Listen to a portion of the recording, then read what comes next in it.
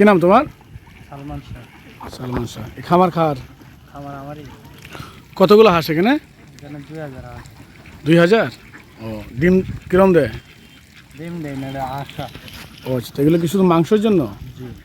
ও আচ্ছা, আগে কোথায় ছিল খামার? আগে বাড়িতে ছিল। কোন জায়গায়? ইসুফপুর। তো এইখানে আনছো কেন?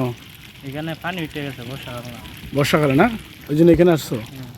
তো যতদিন পানি থাকবে ততদিন এখানে থাকবা? জি। তো বর্ষা কি কি অসুবিধা হইতেছে তোমার এই খামার নিয়ে? আমার অসুবিধা হইতেছে বর্ষাকাল কোনোখানে রাখা যায় না আচ্ছা, পানির জন্য। তো মোটামুটি 2000-এর মতো হাঁস আছে না? জি। কি মারা গেছে কিছু? জি, কিছু মারা গেছে। কতগুলো মারা গেছে? তো 50-60টা হবে। সেটা কি, এটা কি পানির কারণে মারা গেছে? জি। আচ্ছা, 50-60টা হাঁস মারা গেছে না? এখানে তো তুমি আপাতত নিরাপদে আছো না? জি। ঠিক আছে, থ্যাংক ইউ। এরকম অনেক খামার আছে আমাদের তাহিরপুর উপজেলায়। এই খামারটির অবস্থান হচ্ছে তাহিরপুর উপজেলার বাদাঘাট ইউনিয়নের বাদাঘাট সোহালা রোডের মল্লিকপুর গ্রামের পাশে।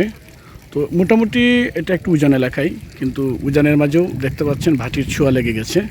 তো এরকম শত শত খামারিরা আছেন, বলতে গেলে হাজার হাজার খামারিরা আছেন, যে কারণে তারা এই বন্যার কারণে তারা একটু রাস্তার পাশে একটু উঁচু জায়গায় এসেছেন তাদের খামারের হাঁসগুলোকে নিরাপদে রাখার জন্য।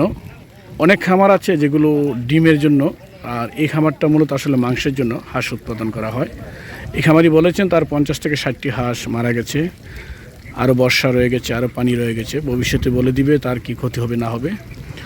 তো এভাবেই বন্যা নিয়ে মানুষের জীবন কাটছে। আমরা তাদের জন্য দোয়া করতে পারি, তারা তাদের বিপদ কাটিয়ে উঠুক। সুদিন আসবেই, আলো উঠবেই, এবং আমাদের সুদিনের প্রত্যাশায় আমি সারোয়ার হোসেন। ধন্যবাদ, ভালো থাকবেন।